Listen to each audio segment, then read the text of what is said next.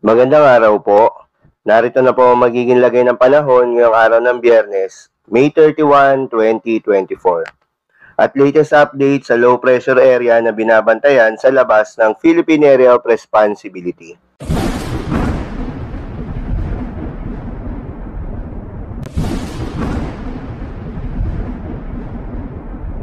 Sa kasalukuyan na tayong sa pag-asa, yung southwest monsoon o hanging habagat ay bahagyang humina yung epekto nito.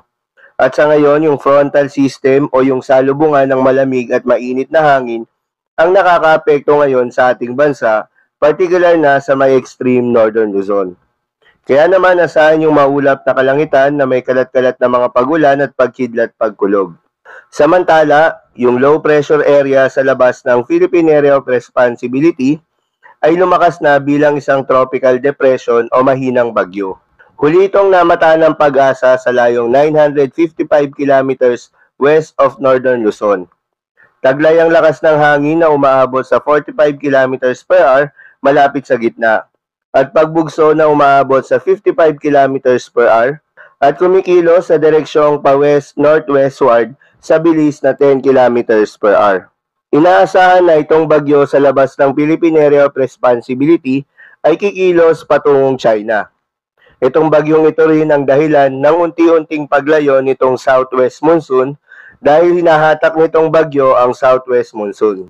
At ngayong araw nga ng Biyernes, dahil sa epekto nitong frontal system, asahan sa Batanes at Babuyan Islands ang mahulap na kalangitan na may kalat-kalat na pagulan at pagkidlat pagkulog. Posible ang mga pagbaha o pagguho ng lupa dahil sa katamtaman hanggang sa kung minsan ay malakas na pagulan. Habang sa Metro Manila at nalalabing bahagi ng ating bansa, asahan naman ang bahagyang maulap hanggang sa maulap na papawirin na may kalat-kalat na pagulan o pagkidlat pagkulog. Dulot naman yan ng mga localized thunderstorms.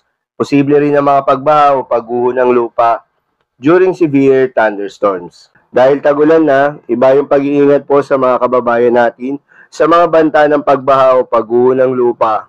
Ugaliin rin na magdala ng payong o anumang pananggalang sa ulan. Para naman sa lagay ng mga dagat baybayin, ayon sa pag-asa ay wala nang nakataas na gale warning sa anumang seaboards ng ating bansa. Kaya naman malayang makakapamalaot yung mga kababayan nating mangingisda at yung may mga maliliit na sasakyang pandagat. So yun lamang po para sa lagay ng panahon ngayong araw ng Biyernes. Keep safe everyone.